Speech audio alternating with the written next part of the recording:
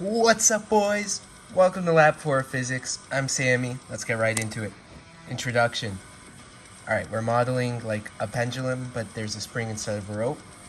Our equations to do this are all here. You're just finding the two different forces that will apply to it there. That's for Newton's second law. And the potential energies, so potential gravity, potential spring, and potential kinetic, or just kinetic. No potential kinetic. And then you'll use these in the like delta E, so the change in energy is equal to Q plus W. And since it's like a closed system, Q plus W equals 0, so delta E is 0. And we can use that to calculate the energy graphs that we need later.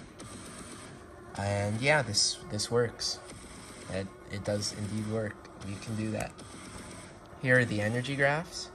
So as we can see here, works out pretty well. Not much more to say. Here are the two most important bits of code. We're finding the information to calculate spring force and potential spring energy up here. This next line is just calculating each form of energy and summing them.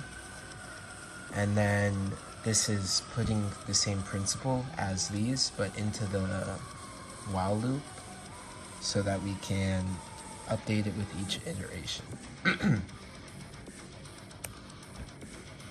And here's how we update position. So the only two forces that we care about are spring force and gravity. And that's calculated here, and then updated here with Newton's second law, or the position update formula, I guess you could call it.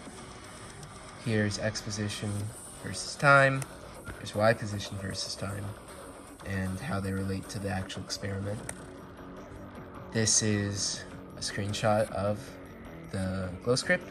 This is a screenshot of the video that was provided. Errors. Drag. We don't account for drag, so that definitely counts for something.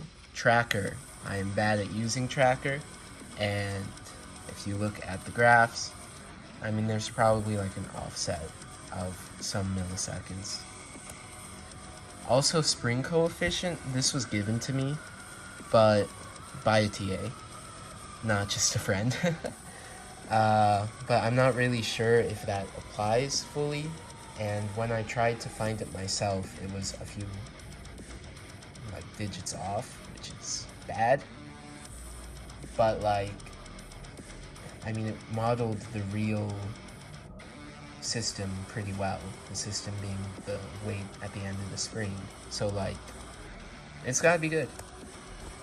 Energy is conserved. If we look back at this, we notice that delta E is constant throughout the whole bit. I mean, there are like slight waves, but that's probably just from like recording issues. I mean, the orange line, by the way. And you can see that whenever there's a change in kinetic energy or potential energy of spring or potential energy of gravity, it's canceled out by a different change in one of those fields. Alright, I got 0.8 seconds looking at x for our period, but I got 1.5 for y.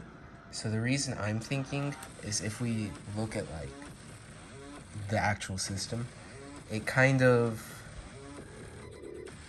like the equation for centripetal force is mv squared over r.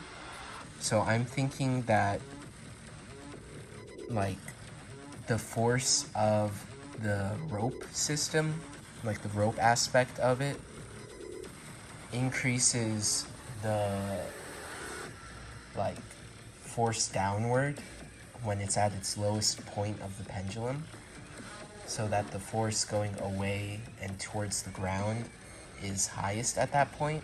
And at that point, the spring is at a 90-degree angle from horizontal. So all of that distance is in the y, and all of that spring force is going to like be in the y for that moment.